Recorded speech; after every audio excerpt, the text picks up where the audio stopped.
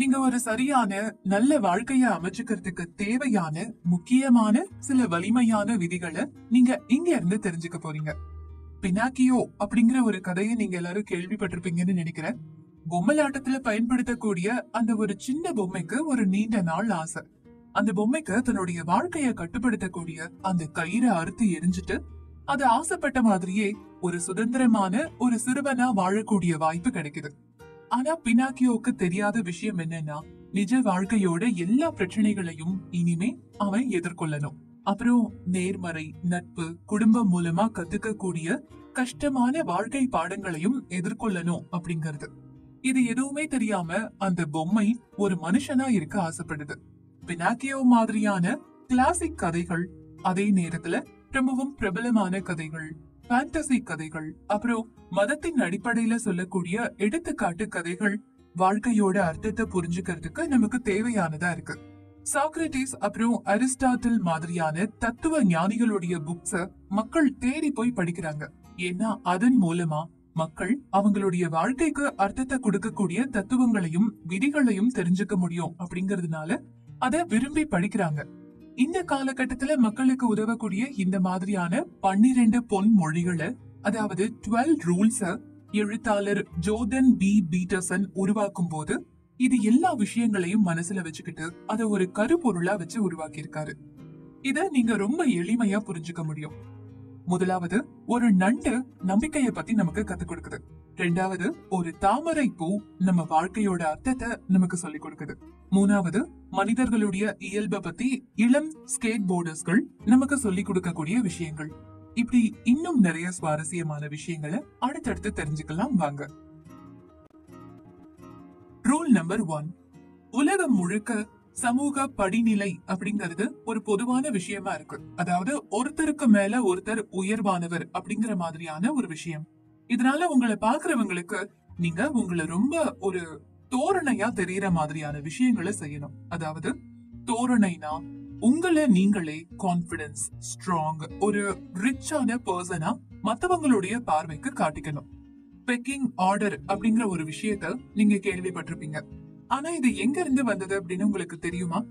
நார்வேயை சேர்ந்த விலங்கியல் நிபுணர், அதாவது ஜூவாலஜிஸ்ட் டார்லிஃப் ஸ்செல்டரப் எபே 1920கள்ல பன்யார்டு கோழிகளை பத்தி ஆராய்ச்சி செஞ்சுட்டு இருக்கும் போது கோழிகளுக்கு இடையே ஒரு சில தெளிவான படிநிலை இருக்கிறத அவர் கவனிச்சாரு. அதுல கோழி தீவனம் வரும்போதெல்லாம் அதை சாப்பிடுறதுக்காக வலிமையான நல்ல ஆரோக்கியமான கோழிகள் தன்னுடைய அலகால அதை முதல்ல கொத்தி சாப்பிடுதுங்க. அதுங்க போட்ட மிச்சத்தை கீழே இருக்கிற பலவீனமான இறகுகள் கொண்ட கோழிகள் மீதி இருக்கிறத சாப்பிடுது.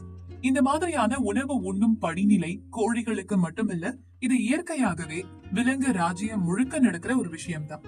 உதாரணமா நண்டுகள், அது கடல்ல இருந்தாலும் இல்ல சிறைப்பிடிக்கப்பட்டிருந்தாலும் அது ஒரு சிறந்த பாதுகாப்பான தங்கும் இடத்துக்காக ரொம்ப ஆக்ரோஷமா போராடும். ஆராய்ச்சியாளர்கள் போட்டி மோதல்களால வெற்றியாளர்களுக்கும் தோல்வியாளர்களுக்கும் வேற வேற விதமான ரசாயனம் அவங்களுடைய மூளையில சுரக்கிறத கண்டுபிடிச்சாங்க. வெற்றியாளர்களுக்கு செரட்டோனின் அப்படிங்கிற ஒரு ஹார்மோனுடைய அளவு டோபமைனை விட அதிகமா இருந்துச்சு. இதே மாதிரி தோல்வியாளர்களுக்கு ஆப்போசிட் டைரக்ஷன்ல ஹார்மோனின் அளவு மாறுபட்டுச்சு. இந்த ஹார்மோன் அளவால நண்டோட உடல் அமைப்புல கூட பாதிப்பு ஏற்படலாம். அதிக செரோட்டோனின் ஹார்மோனால வெற்றியாளர்கள் ரொம்பவே சுறுசுறுப்பாகவும் நிமிர்ந்தும் இருக்க வழி செய்யும். இதனால இன்னும் பல மோதலுக்கு கூட வழி செய்யும். ஏன்னா நிமிர்ந்த வலிமையான நண்டுகள் பாக்குறதுக்கு பயமுறுத்துற மாதிரி தெரியும். இதனால அதுகிட்ட தோல்வி அடைந்த பலவீனமான நண்டுகள் வலிமையான நண்டுக்கு அடிபணிஞ்சு போகும். நீங்க யோசிக்கிற மாதிரி இதே மாதிரியான படிநிலைகள், வெற்றி தோல்விக்கான சுழற்சிகள் மனிதர்களுடைய வாழ்க்கையிலையும் பாதிப்பை ஏற்படுத்துது. தொடர்ந்து குடிப்பழக்கம் அப்புறம் மன சோர்வோட பிடியில இருக்கிறவங்க ஒரு போட்டி நிறைந்த வாழ்க்கையில நுழையறதுக்கான வாய்ப்பு ரொம்பவே குறைவு அப்படின்னு பல ஆய்வுகள்ல கண்டுபிடிக்கப்பட்டிருக்கு. இது அவங்களுடைய செயலற்ற தன்மையையும் சுய மரியாதை இல்லாத நிலைமையையும் அப்புறம் மன சோர்வையும் அதிகமாக்குது. ஆனா இதுவே எப்பவுமே ஒரு வெற்றி பாதையில இருக்கக்கூடியவங்களை நீங்க பாத்தீங்கன்னா அவங்க எப்பவுமே தன்னம்பிக்கையோட இருக்கிற மாதிரி தங்களை வெளிப்படுத்துவாங்க.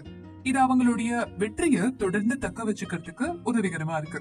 நண்டுகள் மாதிரியே மனிதர்களும் ஒருத்தருக்கு ஒருத்தர் தங்களை எடை போட்டுக்கிறாங்க. ஒருத்தருடைய புத்திசாலித்தனத்தை அவருடைய உடல் நிலைய வச்சு நாம புரிஞ்சுக்க முடியும். அதனால உங்களை நீங்க நல்லா மாத்திக்கணும்னு நினைச்சீங்கன்னா நீங்க முதல் விதிய கடைபிடிக்கணும். அதனால நீங்க ஒரு வெற்றியாளரை சந்திச்சீங்கன்னா உங்க தலைய நல்லா நீங்க உயர்த்தி, உனக்கு நான் கொஞ்சமும் குறைஞ்சவன் கிடையாது அப்படின்னு உங்களுடைய தோரணைய வெளிப்படுத்தணும். அடுத்தது 2வது ரூல். உங்களை நேசிக்கிறவங்களை நீங்க எப்படி கவனிச்சுக்கிறீங்களோ அதே மாதிரி நீங்க உங்களையும் கவனிச்சுக்கணும். உங்களுடைய நாய்க்குட்டிக்கு உடம்பு சரியில்லை, அதனால நீங்க அந்த நாய்க்குட்டிய ஒரு கால்நடை மருத்துவர்கிட்ட கொண்டு போறீங்க. அவரும் அதுக்கு ஒரு நல்ல மருந்து சீட்டை கொடுக்கறாரு. நீங்க ஒருவேளை அந்த மருந்து சீட்டை சந்தேகப்பட்டு அதை பயன்படுத்தாம விட்டுருவீங்களா? இன்னமும் 3ல் 1 பங்கு மனிதர்கள் மருத்துவர்கள் கொடுக்கிற மருந்து சீட்டை அக்கறையோட எடுத்துக்கிறது இல்ல. இதுலதான் ஒரு கேள்வி நமக்கு உண்டாகுது. நீங்க உங்களை விட உங்களுடைய செல்ல பிராணிகள் மேல அதிகமான அக்கறை வச்சிருக்கீங்களா அப்படிங்கறதுதான் அந்த கேள்வி. ஒரு காரணம் என்னன்னா, நம்ம கிட்ட இருக்கிற குறை நமக்கு தெரியும் அப்படிங்கறதுனால நம்ம மேல நமக்கு ஒரு வெறுப்பு உண்டாகுது. இதனால உங்களுக்கு நீங்களே தண்டனை கொடுத்துக்கிறீங்க. உங்களை நீங்க எதுக்கும் தகுதியற்றவரா நினைச்சுக்கிறீங்க. இதனாலதான் நாம நம்மள சுத்தி இருக்கிறவங்களை நல்லா கவனிச்சுக்கிறோம். ஆனா நாம கவனிச்சுக்கிறதுக்கு யோசிக்கிறது கூட இல்ல. நீங்க தகுதியற்றவர் அப்படின்னு நீங்க நினைக்கிற அந்த நம்பிக்கை ஆதாமும் ஏவாளும் ஏதேன் தோட்டத்திலிருந்து வெளியேற்றப்பட்ட கதையோட ஒத்து போக கூடியதா இருக்கு. இந்த கதையில ஆதாமும் ஏவாளும் ஒட்டுமொத்த மனித இனத்தை குறிக்கிறவங்களா இருக்காங்க. அதோட அவங்க ஒரு தீய பாம்பு சொன்னதுனால தடை செய்யப்பட்ட ஆப்பிள சாப்பிடுற மாதிரி ஏமாற்றப்படுறாங்க. ஒரு பாம்போட அறிவுரையை கேட்டதுனால மனிதர்கள் எல்லாருமே எப்பவுமே அக்கிரமத்தால கெட்டு போனவங்களா இருக்காங்க. ஏதேன் தோட்டத்தோட இந்த கதை நமக்குள்ள இருக்கிற இருண்ட பக்கத்தை பத்தி, நம்மளோட சுய நினைவுகள்ல பாதிப்பை ஏற்படுத்தினது மட்டும் இல்லாம நாம நல்ல விஷயங்களுக்கு தகுதியானவர்கள் இல்ல அப்படிங்கிற ஒரு உணர்வையும் வலிமையாக்குது. இத கொஞ்சம் வேற மாதிரி சொல்லணும்னா, நாம மட்டும் இல்ல மொத்த உலகமுமே கெட்டு போய்தான் இருக்கு. இந்த பாம்பையும் மனிதர்களையும் ஒட்டுமொத்த உலகத்தோட ஒழுங்கு மற்றும் குழப்பத்தோட கலவையா நம்ம பார்க்கலாம். இயற்கை வளம் இந்த இரட்டை தன்மை அப்படிங்கிற விஷயத்த ஈஸ்டர்ன் பிலாசபிலையும் நாம பார்க்கலாம். அது மட்டும் இல்லாம இன் யாங் சின்னத்தோட 2 பக்கங்கள்லயும் இது சொல்லப்பட்டிருக்கு. வெளிச்சமான பகுதி அப்புறம் இருட்டான பகுதி அப்படின்னு 2 இருக்கு. இருந்தாலும் 2 புறமும் மற்றொன்றின் பகுதியையும் கொண்டிருக்கு. ஒண்ணு இல்லாம ஒன்னால இருக்க முடியாது. இந்த சூழ்நிலையில வெளிச்சத்துக்கும் இருளுக்கும் இடையில ஒரு ஆரோக்கியமான சமநிலையை கண்டுபிடிக்கிறதன் மூலமா ஒரு நன்மையை நம்மளால அடைய முடியும். ஒருத்தர் வெளிச்சமோ இல்ல இருட்டோ அதுல ரொம்ப தூரம் போகாம இருந்து தன்னை கட்டுப்பாட்டுக்குள்ள வச்சுக்கணும். உதாரணமா, ஒரு பெற்றோர் அவங்களுடைய குழந்தை மோசமான விஷயங்களை செய்யாம பாதுகாக்க நினைச்சாங்கன்னா அவங்கள ஒழுங்கா இருக்கிறதுக்கு கண்டிக்கிறதன் மூலமா தான் செய்ய முற்படுவாங்களே தவிர குழந்தைகிட்ட நல்ல விதமா போய் திருத்த யோசிக்க மாட்டாங்க. ஏன்னா அது வீண் பேச்சு அப்படின்னு அவங்களுக்கு தெரியும். இது நம்மள 2வது விதிக்கு கூட்டிட்டு போகுது. அதாவது, நீங்க நேசிக்கிறவங்கள நீங்க கவனிச்சுக்கிற மாதிரி உங்களையும் நீங்க கவனிச்சுக்கணும். அதாவது உங்க குழந்தைய கண்டிக்கிற மாதிரி நீங்க உங்களை கண்டிச்சு நல்ல விஷயங்களை செய்யறதுக்கு முற்படணும். அதனால உங்களை நீங்க கவனிச்சுக்கோங்க. குழப்பத்தை எதிர்த்து போராடாதீங்க. ஏன்னா இது ஒரு ஜெயிக்க முடியாத சண்டை. உங்களுக்கு மகிழ்ச்சி தர விஷயத்தை விட உங்களுக்கு எது சிறந்ததோ அதை செய்யறதுக்கு முயற்சி பண்ணுங்க. ஒரு குழந்தையா நீங்க காலையில பிரஷ் பண்ணவோ இல்லனா உங்களுடைய கிளவுஸ நீங்க போட்டுக்கவோ விரும்பாம இருக்கலாம். ஆனா இதெல்லாம் நாம கண்டிப்பா நம்மளுடைய வாழ்க்கையில செய்ய வேண்டிய ஒண்ணுதான். நீங்க ஒரு வயது வந்தவர், குழந்தை பருவத்தை தாண்டியவர் அப்படிங்கறத தெரியப்படுத்துற விதமா இதெல்லாம் நமக்கு நாமளே செய்ய வேண்டியது. வாழ்க்கையில நீங்க தேர்ந்தெடுக்க வேண்டிய வழிகளுக்காக நீங்க திடமான முடிவுகளை எடுக்கணும். நீங்க செய்யற செயல் தான் உங்களுடைய வாழ்க்கைக்கு ஒரு சிறப்பான விஷயமா இருக்க முடியும். Rule number 3. தவறான நட்பு உங்களை கீழே தள்ளிவிடலாம். அதனால உங்களுடைய நண்பர்களை கவனமா தேர்ந்தெடுக்கணும். இந்த புக்கோடைய எழுத்தாளரின் குழந்தை பருவ நண்பர்கள்ல ஒருத்தர் அவரோட சொந்த ஊரான நார்த் கனடா ஃபேர்வியூ ஆல்பர்டாவை விட்டு எப்பவுமே வெளியே போனதே கிடையாது. அவர் அங்கேயே எந்த வேலையையும் செய்யாம சுத்திட்டு இருந்தாரு. ஒவ்வொரு தடவையும் எழுத்தாளர் ஊருக்கு போகும் போதெல்லாம் அவருடைய நண்பர் வாழ்க்கையில எந்த ஒரு முன்னேற்றமும் அடையாம சரிவை நோக்கி போறத அவர் கவனிச்சாரு. அவரு நண்பரோட இளமை திறன்கள் எல்லாமே அவருக்கு வயசாகிற வரைக்கும் சரியான முறையில பயன்படுத்தப்படல அப்படிங்கறத புரிஞ்சுக்கிட்டாரு. எழுத்தாளருக்கு ஒரு விஷயம் மட்டும் தெளிவா புரிஞ்சுது. அவரு நண்பர் இதுவரைக்கும் எந்த ஒரு நல்ல விஷயமும் செய்யாததுதான் அவரை இப்போ படுகுழியில தள்ளிட்டு இருக்கு அப்படின்னு. ஆனா இது நிறைய பேருக்கு நடக்கக்கூடிய ஒரு விஷயம்தான். ஒரு ஒர்க் பிளேஸ்ல பெருசா சாதனை பண்ணாத ஒருத்தர் பெரிய சாதனைகள் பண்ண டீம்ல சேரும் போது இந்த மாதிரியான ஒரு சூழ்நிலை ஏற்படும். இதனால மேனேஜர் என்ன நினைப்பாருன்னா, இந்த லோ பெர்ஃபார்மரை இந்த டீம்ல வைக்கும் போது அவரு பல நல்ல விஷயங்களை மத்தவங்க கிட்ட இருந்து கத்துக்குவாரு அப்படின்னு. ஆனா ஆய்வு என்ன சொல்லுதுன்னா இதுக்கு எதிர்மறையாதான் நடக்குதுன்னு. இந்த ஒருத்தரோட கெட்ட பழக்கங்கள் மத்தவங்களையும் பாதிச்சு மொத்த டீமையும் கீழே தள்ளி விட்டுரும் அப்படின்னு ஆய்வுகள்ல தெரிய வந்திருக்கு. இதனாலதான் 3வது விதி என்ன சொல்லுதுன்னா, உங்களை சுத்தி எப்பவுமே உங்களுக்கு சப்போர்ட் பண்ற நண்பர்களை கூட வச்சுக்கிறத உறுதி செய்யுங்க. உங்க நண்பர்களை தேர்ந்தெடுக்கிறதுல நீங்க கவனமா இருக்கிறது புத்திசாலித்தனமான ஒரு விஷயம்தான். இது சுயநலமோ இல்ல முட்டாள்தனமான விஷயமோ கிடையாது. ஒரு சப்போர்ட்டிவான நட்பு எப்பவுமே 2 வகையில செயல்படும்.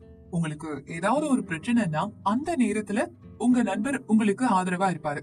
அதே மாதிரி உங்க நண்பருக்கு உதவி தேவைப்படும் போது நீங்க அங்க இருப்பீங்க. இந்த ஆற்றல் தனிப்பட்ட ஒருத்தரோட வெற்றியை ஊக்கப்படுத்தும். அதுவே ஒரு குழுவா செயல்படும் போது ஒரு மிகப்பெரிய சமூக சாதனைய அடையறதுக்கு உதவும். எழுத்தாளர் ஃபேர்வியூவை விட்டு கல்லூரிக்காக வெளியேறினப்போ அவரு ஒரே கருத்துடைய சில நண்பர்களோட சேர்ந்து படிப்புலையும் செய்தித்தாள் உருவாக்குறது அப்படின்னு பல வெற்றிகரமான விஷயங்களை செஞ்சாரு. உங்க நண்பர்கள் நல்ல நண்பர்கள் அப்படின்னு நீங்க எப்ப தெரிஞ்சுக்கலாம்னா, நீங்க தவறான செயல்கள்ல மூழ்கும் போது அதை அவங்களால தாங்கிக்க முடியாது. உங்க நண்பர் உங்களுக்கு எப்பவுமே நல்லது மட்டும்தான் நடக்கணும் அப்படின்னு நினைக்க கூடியவரா இருப்பாரு. அதனால அவரு உங்களை தவறான பாதையில இருந்து வெளியேற்றி நீங்க சரியான பாதையில போறதுக்கு உங்களை உற்சாகப்படுத்துவாங்க. Rule number 4. உங்க கடந்த கால சாதனைய உங்களோட நீங்க தொடர்பு படுத்தி பார்க்கும்போது உங்களுக்கு வளர்ச்சி உருவாகுது. இது மத்தவங்களால உங்களுக்கு கிடைக்கக்கூடிய ஒரு விஷயம் கிடையாது. முன்னாடி எல்லாம் ஒரு சின்ன குளத்துல பெரிய மீன் அப்படிங்கிற விஷயம் இருந்துச்சு. ஆனா இப்போ இன்டர்நெட் இருக்கு. நம்ம எல்லாரும் உலகளாவிய சமுதாயத்தோட ஒரு பகுதியா மாறிட்டோம். நீங்க எங்க இருந்தாலும் சரி, அங்க உங்களை விட திறமையான ஒருத்தர் கண்டிப்பா இருப்பாரு. இது உங்களை நீங்களே சுய விமர்சனம் செய்யறதுக்கு வழிவகுக்கும். ஒருத்தரோட சுயத்தை பத்தி தெரிஞ்சுக்கிறது ரொம்பவே அவசியமான ஒரு விஷயம். நாமளே சரியா இல்லைன்னா நாம பாடுபடுறதுக்கு அங்க எதுவுமே கிடையாது. உங்களை நீங்க மேம்படுத்திக்கிறதுக்கான எந்த ஒரு உந்துதலும் உங்களுக்கு இருக்காது. நம்ம வாழ்க்கை அர்த்தமில்லாத ஒரு விஷயமா மாறி போயிடும். அதிர்ஷ்டவசமா நிகழ்காலம் எப்பவுமே இல்லாத ஒரு விஷயமாகவும் எதிர்காலம் எப்பவுமே சிறப்பானதா இருக்குன்னு நினைக்கிறது ஒரு மனித போக்கா இருக்கு. இந்த மாதிரி இருக்கிறதுக்கு காரணம் நீங்க முன்னேறி நடக்கிறதுக்கும் நடவடிக்கை எடுக்கிறதுக்கும் உங்களுக்கு உற்சாகத்தை கொடுக்குது. இருந்தாலும் உங்களை நீங்க மத்தவங்களோட கம்பேர் பண்ணி பார்க்கும்போது உங்களோட சுய விமர்சனம் அசிங்கமானதா மாறிடுது. உங்களை பத்தி நீங்க கேவலமா நினைப்பீங்க. இது உங்களை உங்க வளர்ச்சி பாதையில இருந்து கீழே தள்ளிடும். முதலாவதா இது கருப்பு மற்றும் வெள்ளை விதிமுறைகள் அடிப்படையில சிந்திக்க வழிவகுக்குது. வெற்றியோ தோல்வியோ எப்பவுமே அது சின்ன விஷயம்தான். இது முக்கியமானதா இருந்தாலும் உங்ககிட்ட இருக்கிற இந்த சின்ன வளர்ச்சியை பாக்குறதுல இருந்து இது உங்களை தடுக்குது. கம்பாரிசன் அப்படிங்கிற ஒரு விஷயம் உங்க வாழ்க்கையில நீங்க சின்ன விஷயங்கள்ல கவனம் செலுத்தி பெரிய விஷயங்கள்ல உங்களை கவனம் செலுத்த விடாம பண்ணிடும். உதாரணமா உங்களுடைய கடந்த காலத்தை நீங்க மதிப்பாய்வு செய்யறதா வச்சுக்கோங்க. உங்க கூட வேலை செய்யறவங்களை விட உங்களுடைய திறமை குறைவா இருக்கிறத நீங்க கவனிக்கிறீங்க. உடனே நீங்க தோல்வி அடைஞ்சிட்டுதான் நினைப்பீங்க. ஆனா உங்க வாழ்க்கைய பத்தி ஆழமா யோசிச்சு பாத்தீங்கன்னா உங்க குடும்ப வாழ்க்கையில கண்டிப்பா நீங்க முன்னேற்றத்தை அடைஞ்சிருப்பீங்க. அதனாலதான் 4வது விதி உங்களை நீங்க மத்தவங்க கூட ஒப்பிட்டு பாக்காதீங்கன்னு சொல்லுது. உங்க சொந்த சாதனைகளை நீங்க உங்க கூட மட்டும் தான் கம்பேர் பண்ணி பாக்கணும். உங்க நிகழ்காலத்தை கடந்த காலத்தோட கம்பேர் பண்ணி பார்க்கும்போது கண்டிப்பா நீங்க முன்னேற்றத்தை அடைஞ்சிருப்பீங்க. நீங்க தொடர்ந்து வெற்றி அடையிற மாதிரி உங்களுக்கு தெரிஞ்சதுன்னா அது உங்களுக்கு சிவப்பு கொடி காட்டுதுன்னு அர்த்தம். அதாவது நீங்க ரிஸ்க் எடுக்கிறதன் மூலமா பல சிறப்பான விஷயங்கள் செய்யணும் அப்படின்னும் உங்களுக்கு நீங்களே சவாலான இலக்குகளை கொடுத்துக்கிறதும் அது உங்களுக்கு அறிவுறுத்தும். உங்க முன்னேற்றத்தை பத்தி நீங்க பரிசீலிக்கும் போது உங்களை நீங்க ஒரு ஹோம் இன்ஸ்பெக்டரா நினைச்சுக்கோங்க. இதுக்கு அர்த்தம் என்னன்னா மேல இருந்து கீழே வரைக்கும் பார்த்து ஒவ்வொரு பிரச்சனையையும் வகைப்படுத்துறது. அந்த பிரச்சனை எப்படி உருவாச்சு அப்படிங்கறத நீங்க தெரிஞ்சுக்கணும்.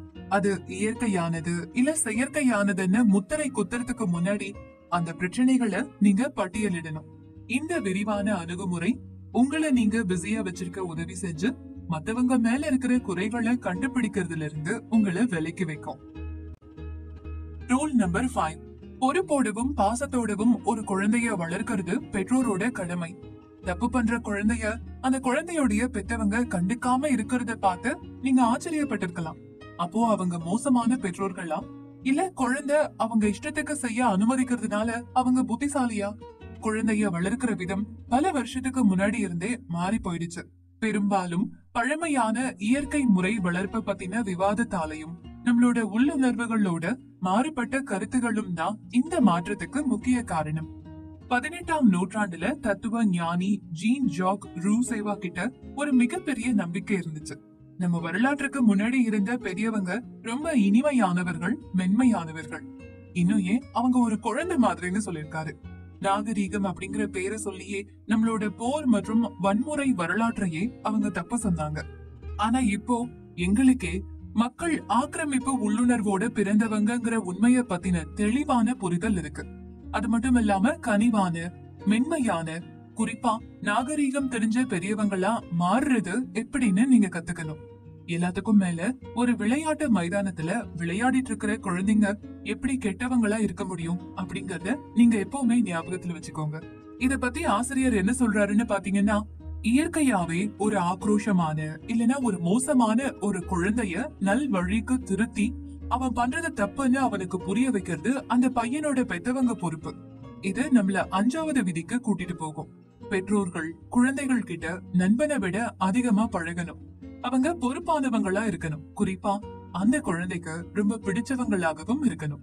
இது உண்மையாவே ஒரு சவாலா கூட இருக்கலாம். ஏன்னா எந்த குழந்தையுமே கெட்ட குழந்தை ஆகணும்னு ஆசைப்படுறது கிடையாது. ஆனா குழந்தைங்க ஆக்ரோஷமா இருப்பாங்க.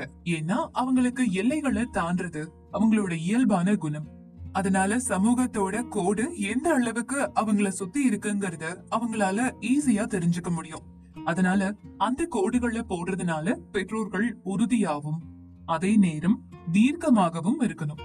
இது உங்களுக்கு வேடிக்கையா தெரியலாம். ஆனா இத பத்தி கொஞ்சம் யோசிச்சு பாருங்க. ஏன்னா பாசமான புரிஞ்சுக்கிற ஒரு பெற்றோர்கள் கிட்ட இருந்து அவங்க அந்த விஷயத்த கத்துக்காம வேற வழிகள் மூலமா கத்துக்கிட்டாங்கன்னா அது நிச்சயமா குழந்தைக்கும் பெத்தவங்களுக்கும் இடையில இருக்கிற ஒரு புரிதலை காணாம போக வச்சிரும். அதனால நல்ல பெற்றோரா இருக்கிறதுக்கு 3 முக்கிய முறைகளை பத்தி இப்ப பாக்கலாம். முதல்ல விதிகளை கம்மி பண்ணணும். ஏன்னா அதிகமா நீங்க விதிமுறைய போடுறப்போ அந்த விதிகளை எல்லாம் மீறணும்னு தோணும். இல்லனா அதனால குழந்தைங்க விரக்தி அடைய கூட வாய்ப்பு இருக்கு. அதனால தற்காப்புக்காக யாரையும் கடிக்கவோ அடிக்கவோ உதைக்கவோ கூடாதுன்ற சில அடிப்படையான விஷயங்களை முதல்ல அவங்களுக்கு சொல்லிக் கொடுக்கணும். 2வது, குறைஞ்சபட்ச பலத்தை பயன்படுத்துறது. எப்பவுமே நாம செய்யறதோட விளைவு என்னன்னு புரிய வச்சாதான் பயனுள்ள நியாயமான ஒழுக்கத்தை அவங்க கடைபிடிப்பாங்க. அதே நேரம் தண்டனை அவங்க செஞ்ச தப்புக்கு தகுந்ததா இருக்கணும். அதாவது ஒரு குழந்தை மறுபடியும் விதிய மீறக்கூடாது அப்படிங்கறத கத்துக்க தேவையான அளவுக்கு அது கடுமையானதா இருக்கணும். சில நேரத்துல அவங்க பண்றது உங்களுக்கு ஏமாற்றத்தை கொடுத்திருக்குன்ற மாதிரியான முக பாவனைகள் மட்டுமே போதுமானதா இருக்கும். மத்த நேரத்துல வீடியோ கேம ஒரு வாரத்துக்கு விளையாடக்கூடாதுன்ற மாதிரியான தண்டனையை கொடுக்கலாம். 3வது, ஜோடியா எல்லா விஷயத்தையும் பண்றது. குழந்தைங்க ரொம்ப புத்திசாலி. அவங்க ஒரு பெற்றோருக்கு எதிராகவும் மத்தவங்களுக்கு எதிராகவும் விளையாடுறதன் மூலமா அவங்களுடைய வழிய கண்டுபிடிக்க முயற்சி பண்ணுவாங்க. அதனால ஒரு ஒருங்கிணைந்த முன்னணி ரொம்பவே முக்கியமானது. எல்லா பெற்றோருமே தப்பு பண்றாங்க. ஆனா உங்களுக்கு ஆதரவா ஒரு பங்குதாரர் இருந்தா அந்த தப்பை நீங்க கவனிக்கவும் திருத்தவும் நினைப்பீங்க. Rule number 6. இந்த உலகம் அநியாயத்தால நிரம்பி இருக்கு. ஆனா நம்மளோட வாழ்க்கையில நம்ம மத்தவங்களை குறை சொல்லக்கூடாது. வார்த்தைய குறைக்கிறதுல எந்த அர்த்தமும் இல்ல. உலகம் சவால்கள் மற்றும் கஷ்டங்கள் நிறைஞ்சுதான் இருக்கு. ஆனா இது ஒரு விரக்திக்கு காரணம் கிடையாது. ஆனாலும் கூட பல யுகங்களாகவே பல பேர் வாழ்க்கைய கொடூரமானதாகவும் நியாயமில்லாத ஒன்னாகவும் பார்த்திருக்காங்க. கடுமையான பதில்கள் நியாயப்படுத்தப்படுது. ரஷ்ய எழுத்தாளர் லியோ டால்ஸ்டாய் இத ரொம்பவும் அபத்தமான அநியாயமா அவர் பார்த்தாரு. அவரு 4 சரியான பதில்களை மட்டும்தான் பரிந்துரை செஞ்சிருக்காரு. குழந்தை மாதிரியான அறியாமை, இன்பம், தற்கொலை. அடுத்து எல்லாத்தையும் மீறி போராடுறது. டால்ஸ்டாய் இந்த நிலைகளை அவரோட ஒப்புதல் வாக்குமூலம் கட்டுரையில பகுப்பாய்வு செஞ்சு ரொம்ப நேர்மையான ஒரு பதிலா தற்கொலைன்னு முடிவு பண்ணாரு. அதே நேரத்துல போராடுறது பொருத்தமான ஒரு நடவடிக்கை எடுக்க முடியாத பலவீனத்தோட அறிகுறினும் சொல்றாரு. மத்த எல்லாருமே இதே பாணியில தான் பதிலளிச்சிருக்காங்க. ஆனா சாண்டி ஹூக், கொலம்பைன் ஸ்கூல், துப்பாக்கி சூடு மாதிரியான கொலை, தற்கொலைகள் மாதிரியான செயல்கள்ல தங்களோட உயிரை சேர்த்து மத்தவங்களோட உயிரையும் எடுக்க முடிவு பண்றாங்க. ஜூன் 2016 அமெரிக்கால நடந்த 1260 நாட்கள்ல 1000 துப்பாக்கி சூடு சம்பவங்கள் நடந்திருக்கு. இதுக்கு முன்னாடியே யாரோ 4 இல்லனா அதுக்கும் மேல உள்ளவங்களை கொன்னிருக்காங்க. பல சந்தர்ப்பத்துல தங்களை தாங்களே சுட்டு கொண்டிருக்காங்க.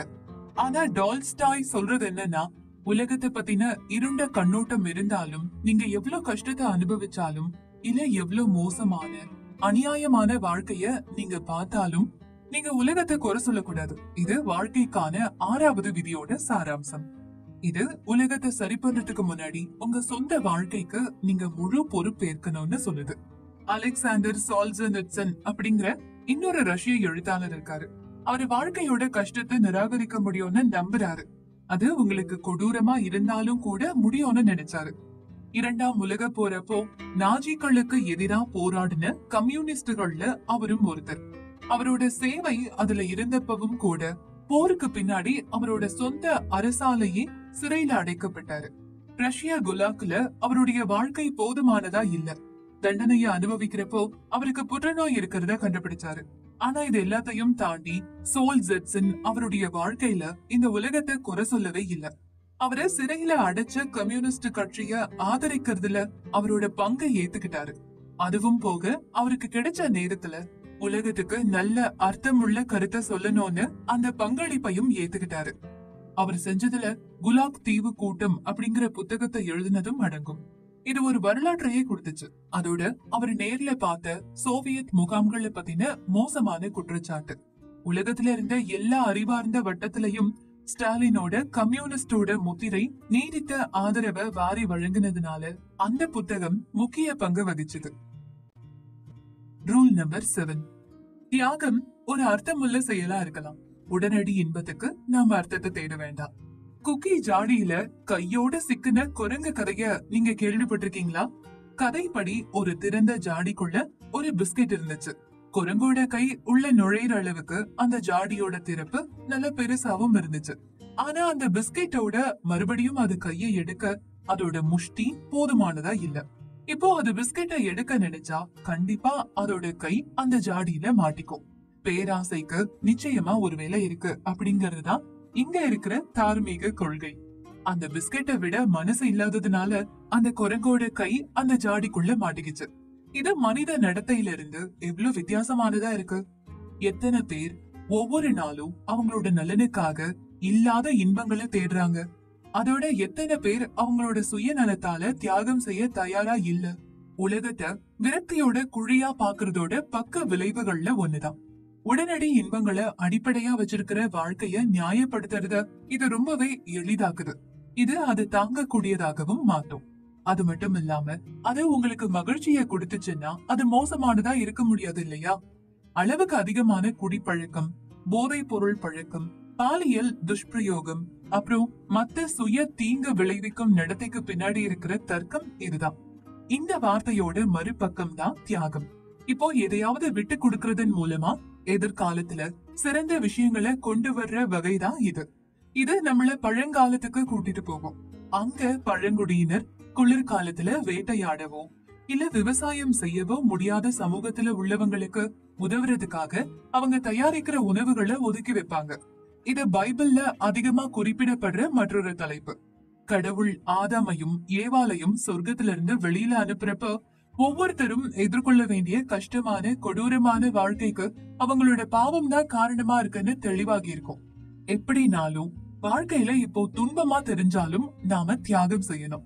இதன் மூலமா பிற்கால வாழ்க்கையில மகிழ்ச்சிய நிச்சயமா நம்மளால அனுபவிக்க முடியும்.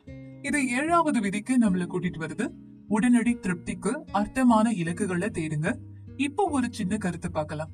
பெரும்பாலான மக்கள் இதை ஏற்கனவே செய்யற ஒரு விஷயம்னு கூட நீங்க நினைக்கலாம். எல்லாத்துக்குமே மேல வேலைக்கு போறதுக்கு நம்ம நேரத்தை தியாகம் பண்றோம். அங்க நம்மளோட நேரம் ரொம்ப கஷ்டமானதா இருக்கு. ஆனா எல்லாத்துக்கும் அப்புறம் நாம விடுமுறை எடுத்துக்கலாம். இல்லனா கோடை காலத்துல கடற்கரை மணல்ல உட்கார்ந்து ஓய்வெடுக்கலாம். ஆனா இது உங்களோட தனிப்பட்ட ஆதாயத்துக்காக தியாகம் செய்யறத தாண்டின விஷயமும் இருக்கு. பெரிய நன்மைக்காக நாம செய்யற பெரிய மற்றும் சிறிய விஷயங்கள் இருக்கு. அதுலயும் பெரிய தியாகம் அது அதிகமான பலனை நமக்கு கொடுக்கும். தாமரை பூவை பத்தி யோசிக்க இது நமக்கு உதவும். ஒரு ஏரியோட அடிப்பகுதியில அதோடைய வாழ்க்கை ஆரம்பிக்குது. அப்படியே அது தண்ணீரோட மேற்பரப்ப உடைச்சு சூரிய ஒளிப்பட்டு பூக்கிற வரைக்கும் இருட்டுக்குள்ள இருந்து கொஞ்சம் கொஞ்சமா தப்பிச்சு வெளியே வருது. இன்னும் இத வேற மாதிரி சொல்லணும்னா, எதையாவது இறுக்கமா பிடிச்சுக்கிட்டு உங்க இலக்கை அடையறதுக்காக தியாகம் செய்ய தயாரா இருங்க. நீங்க அதுக்கான வெகுமதிய கண்டிப்பா ஒரு நாள் அடைவீங்க. Rule number 8. பொய் சுய ஏமாற்றத்துக்கான ஒரு பொதுவான கருவி. ஆனா நாம உண்மையா வாழ முயற்சி பண்ணணும். ஜெர்மன் தத்துவ ஞானி ஃப்ரெட்ரிக் நீட்சே ஒரு நபரோட ஆத்ம பலன் அவங்களால எவ்வளவு பொறுத்துக்க முடியுங்கிறத அடிப்படையா வச்சு அளவிட முடியும்னு நம்பினாரு. நம்ம கலாச்சாரத்துல உண்மை பெரும்பாலும் மதிப்புமிக்க ஒரு விஷயமா கருதப்பட்டாலும் நாம எப்பவாவது பொய்யையும் சொல்லத்தான் செய்யறோம். நமக்கும் மத்தவங்களுக்கும் பொய் சொல்றதுக்கான முக்கிய காரணங்கள்ல ஒண்ணு நாம ஆசைப்படுறத அடையறதுதான். ஆஸ்திரேலிய உளவியலாளர் ஆல்பிரட் அட்லர் இந்த வாழ்க்கைய பொய்கள் அப்படின்னு சொன்னாரு. அது மட்டும் இல்லாம பொய்கள் மோசமா சிந்திக்கப்பட்ட ஒரு இலக்க ரொம்ப யதார்த்தமா மாத்த நாம செய்யற மற்றும் சொல்ற செயலா வகைப்படுத்தப்படுது. எடுத்துக்காட்டா மெக்சிகோல இருக்கிற ஒரு கடற்கரையில அளவுக்கு அதிகமான மார்கரிட்டா சப்ளையோட உங்க ஓய்வூதியம் கிடைக்கிறதா கற்பனை பண்ணி பாருங்க. இந்த மாதிரியான இலக்கு ரொம்ப கவர்ச்சிகரமானதா இருக்கலாம். அது சாத்தியம்னு நினைச்சு உங்களை நீங்களே ஏமாத்திப்பீங்க. நீங்க சூரியன், மணல், அப்புறம் ஆல்கஹால் இது எல்லாத்துக்கும் ஒரு ஒவ்வாமைய உருவாக்கலாம். ஆனா இந்த சரியான திட்டத்தை பத்தி உங்களுக்குள்ளேயே நீங்க நிறைய பொய் சொல்லலாம். இது உண்மையாவே ஒரு திட்டமா இல்லனா கூட அத நீங்க நடைமுறைப்படுத்துறதுக்கான எந்த ஒரு உறுதியான படியையும் நீங்க பார்க்கல. இந்த மாதிரியான மாயைகள் நாம தெரிஞ்சுக்க வேண்டிய நிறைய விஷயங்களை நமக்கு ஏற்கனவே தெரியும்னு நம்மள முட்டாளாக்குது. குறிப்பா இது முட்டாள்தனமான முன்னோக்குன்னு சொல்லலாம். ஏன்னா இது கற்கவும் வளரவும் விடாம நம்மளோட ஆசையோட நிறுத்திடுது. ஆனா மோசமான குறிப்பா தீய ஒரு பொய்யான வாழ்க்கைய வாழறப்போ உண்மையா அடையாளம் காண விரும்பாத விஷயங்கள் நடக்கலாம். ஜான் மில்டனோட காவிய கதையில பாராடைஸ் லாஸ்ட் லூசிபர் ஒரு நியாயமான பாத்திரமா சித்தரிக்கப்படுது. ஆனாலும் அவரோட திறமையால ஈர்க்கப்படுறாரு. அதனால கடவுளோட இறுதி உண்மைய சவால் செய்ய துணிஞ்சதுக்காக அவரும் அவரை பின்பற்றுறவங்களும் பரலோகத்திலிருந்து வெளியேற்றப்படுறாங்க. இது 8வது விதிக்கு நம்மள கூட்டிட்டு போகும். பொய் சொல்றத நிறுத்திட்டு உண்மையா இருங்க. உங்க லட்சிய இலக்குகள் எதையுமே நீங்க விட வேண்டிய அவசியம் இல்ல. ஆனா உங்களோட இலக்குகள் யதார்த்தமானதாகவும் உண்மைய பிரதிபலிக்கிற வகையிலையும் இருக்கணும். அதனால உங்க புரிதலும் உலக கண்ணோட்டமும் மாறுறப்போ உங்க இலக்குகளும் மாறித்தான் ஆகணும். உங்க வாழ்க்கை தடம் புரண்டு இருந்துச்சுன்னா நீங்க இப்ப நம்பிட்டு இருக்கிற உண்மைய சவால் செய்ய வேண்டிய நேரமா இருக்கலாம். நீங்க பலவீனமாகவோ இல்ல நிராகரிக்கப்பட்ட பயனில்லாத மாதிரி உணர்றீங்கன்னா உங்களோட தனிப்பட்ட உண்மைய மறுபடியும் கண்டுபிடிக்க முயற்சி பண்ணுங்க. இதன் மூலமா நீங்க சரியான பாதைக்கு திரும்ப முடியும். Rule number 9. உரையாடல்கள் கத்துக்கிறதுக்கும் வளர்றதுக்கும் ஒரு வாய்ப்பா இருக்குமே தவிர போட்டிக்கு இல்ல. அவர் இறந்து ஆயிரக்கணக்கான வருஷம் ஆனதுக்கு அப்புறமாவும் கூட பண்டைய தத்துவ ஞானி சாக்ரட்டிஸ் இதுவரைக்கும் வாழ்ந்த புத்திசாலிகள்ல முக்கியமான ஒருத்தரா பார்க்கப்படுறாரு. இது ஒரு காரணம். அவர் உறுதியா நம்பின ஒரு விஷயம் அவருக்கு எதுவுமே தெரியாது அப்படிங்கறதுதான். இது அவரோட உரையாடல்கள்ல உந்து சக்தியாகவும் கத்துக்கிற விதத்துல அவரோட திறந்த மனப்பான்மையாகவும் இருந்திருக்கு. நீங்க உண்மையா ஒரு உரையாடல்ல ஈடுபடுறப்போ அது உங்க சிந்தனைக்கு ஏத்த செயலா இருக்கணும். ஒரு பிரச்சனையோட 2 பக்கத்தை நீங்க ஆராய்ச்சி பண்றப்போ விஷயங்களை யோசிச்சு பாக்குறது, அடுத்து நீங்க சொல்றத கேக்குறது, அதனால ஒரு வழியில நீங்க உங்களோட ஆழ் மனசோட ஒரு உரையாடலை உருவாக்குறீங்க. இது கஷ்டமானதா இருக்கலாம். ஏன்னா நீங்க 2 தரப்பையும் துல்லியமா பிரதிநிதித்துவப்படுத்தணும். அதே நேரத்துல உங்க முடிவுல இருந்து நீங்க வெளியவும் இருக்கணும். மக்கள் ஒருத்தருக்கு ஒருத்தர் பேசுறதுக்கு இது ஒரு முக்கிய காரணம். அதனால அவங்க ஒரு பிரச்சனையில 2 பக்கத்தையும் முன்னாடி வச்சு முடிவுக்கு வர முடியும். குழந்தைங்க கூட இத பண்ணுவாங்க. ஒரு குழந்தை கூரை மேல விளையாடுறது வேடிக்கையா இருக்கும்னு நீங்க நினைச்சா இந்த யோசனையோட அபாயங்களை சுட்டி காட்டுற ஒருத்தருக்கு நீங்க இந்த யோசனைய பரிந்துரை செய்யலாம். அதுக்கப்புறம் நடக்கிற உரையாடல் அசல் சிந்தனைய கொண்ட குழந்தைய புதிய கண்ணோட்டத்துல யோசிக்க வைக்கிற ஒரு வாய்ப்பா இருக்கு. யாரோ ஒருத்தர் விழுந்து தங்களை தானே காயப்படுத்திக்க இது எவ்வளவு சாத்தியம் அப்படின்னு அவங்க சரியான முடிவை எடுக்கலாம். இருந்தாலும் உரையாடல்கள் பெரும்பாலும் இந்த வழியில போகாது. அதுக்கு பதிலா ஒரு நபர் இல்லனா ஒருவேளை 2 பேருமே அவங்களோட முன் முடிவுகளை சரிபார்க்க அவங்க ஜெயிக்க வேண்டிய ஒரு போட்டியா நினைச்சு உரையாடல கேட்கவும் செய்யவும் மறுக்க வாய்ப்பு இருக்கு. அதனால மத்தவங்க சொல்றத கேட்கறதுக்கு பதிலா அடுத்து என்ன சொல்றதுன்னு யோசிச்சுட்டு இருப்பாங்க. இல்லனா ஒருத்தரை விட இன்னொருத்தர் பெரியவங்க அப்படின்னு காமிக்கிற போட்டி மாதிரி நடந்துக்குவாங்க. அதனாலதான் 9வது விதியில மத்தவங்க சொல்றத கேளுங்க, அவங்க கிட்ட இருந்து ஏதாவது உங்களால கத்துக்க முடியுமான்னு பாருங்க. சிறந்த கலந்துரையாடலரா இருக்கிறதுக்கான எளிதான வழி என்னன்னு பாத்தீங்கன்னா, மத்தவங்க சொல்றத கேட்டு அத பின்னாடி சுருக்கமா சொல்றது, இல்லனா சத்தமா மறுபடியும் சொல்றது. இது பல நோக்கங்களுக்கு உதவியா இருக்கு. அது நீங்க அவங்க சொன்ன விஷயத்த சரியா கேட்டிருக்கீங்கங்கறத உறுதிப்படுத்தும். அதே சமயம் அது உங்க ஞாபகத்துல எப்பவுமே இருக்கிறதுக்கும் உதவி பண்ணுது. சில சமயத்துல உண்மை ரொம்ப கஷ்டமானதா இருக்கும். அதுலயும் சில தகவல்களை எடுத்துக்கிறது வேதனையான விஷயமா கூட இருக்கும். ஏன்னா உங்க யோசனையோட முன் முடிவுகளை நீங்க மாத்த வேண்டி இருக்கும். ஆனா அது நீங்க ஒரு நல்ல விஷயத்த கத்துக்கிறதுக்காகவும் உங்களை நீங்களே வளர்த்துக்கிறதுக்காகவும் நீங்க கொடுக்கிற ஒரு சின்ன விலை மட்டும்தான். Rule number 10. வாழ்க்கையோட சிக்கலான பக்கத்தை தெளிவாகவும் துல்லியமான மொழியோடவும் எதிர்கொள்ளணும். வாழ்க்கை உண்மையிலேயே ஒரு மகத்தான, அதே நேரம் சிக்கலான ஒரு கயிறு. இன்னமுமே நாம பார்க்க நினைக்கிற குறிப்பிட்ட சில தனிமைப்படுத்தப்பட்ட பகுதிகளை மட்டும்தான் பார்க்க நினைக்கிறோம். நீங்க நடந்து போயிட்டு இருக்கும் போது கீழே இருக்கிற ஒரு ஆப்பிள பாக்குறீங்கன்னா, அது விழறதுக்கு முன்னாடி இருந்த கிளை, மரம், வேர், மண் பத்தி எல்லாம் நாம யோசிக்கிறதே கிடையாது. அதுக்கு காரணம் நமக்கு பயன்படுற இல்லனா நம்ம வழியில நிக்கிற விஷயங்கள் மட்டும்தான் நாம பார்க்கவோ இல்ல கவனம் செலுத்தவோ நினைக்கிறோம். ஆப்பிள் நம்மளோட கவனத்தை ஈர்க்குது, ஏன்னா அது உணவையும் வாழ்வாதாரத்தையும் குறிக்குது. ஆனா மரத்தையும் மண்ணையும் வேரையும் நாம கருத்துல எடுத்துக்கிறதே இல்ல, ஏன்னா அதுங்க நம்மளுடைய தேவைகளை பூர்த்தி செய்ய பயன்படாது. நிச்சயமா நாம எல்லா நேரத்திலயுமே எல்லா விஷயத்தையும் நினைச்சிட்டு இருக்க முடியாதுதான். ஏற்கனவே உலகம் ரொம்ப சிக்கலானது. அதனாலேயே நம்மளோட மனசு சில விஷயங்களை எளிதாக்குது. அதனால நம்ம வாழ்க்கையையும் எளிதாக்குது. எப்படினாலும் ஒவ்வொரு முறையும் இந்த உலகத்தை பத்தின நம்மளோட கருத்து மாறிக்கிட்டேதான் இருக்கும். அது நம்மள குழப்பவும் செய்யுது. அதனாலதான் 10வது விதி ரொம்பவே முக்கியம்னு சொல்றோம். துல்லியமான மொழியை பயன்படுத்துங்க. அது எப்படி நமக்கு உதவுது? சரி, கார் அப்படின்ற வார்த்தையை நினைச்சு பாருங்க. இதுல எது சரியானது தெரியுமா? கார் நம்மள குறிப்பிட்ட ஒரு இடத்துல இருந்து ஒரு குறிப்பிட்ட ஒரு இடத்துக்கு உங்களை கூட்டிட்டு போற ஒரு வாகனம். ஆனா இந்த வாகனம் அதுக்கு நடுவுலயே பழுதாகிறப்போ அந்த கார் செயல்படுற துல்லியமான வழிகள் உங்களுக்கு தெரியுமா? இல்லனா அந்த சிக்கலான இயந்திரத்தை உங்களால சரி பண்ண முடியுமா? உங்க கார் ரிப்பேர் ஆகுறப்போ நீங்க முதல்ல சாபம் கொடுக்க நினைக்கிறீங்க. அது ஒரு சின்ன பிரச்சனையா இல்லனா அந்த காரை நீங்க கோவத்துல எட்டி உதைக்க கூட வாய்ப்பு இருக்கு. ஒரு விஷயம் சிக்கலாகவும் குழப்பமாகவும் இருக்கிறப்போ இதுதான் நடக்கும்.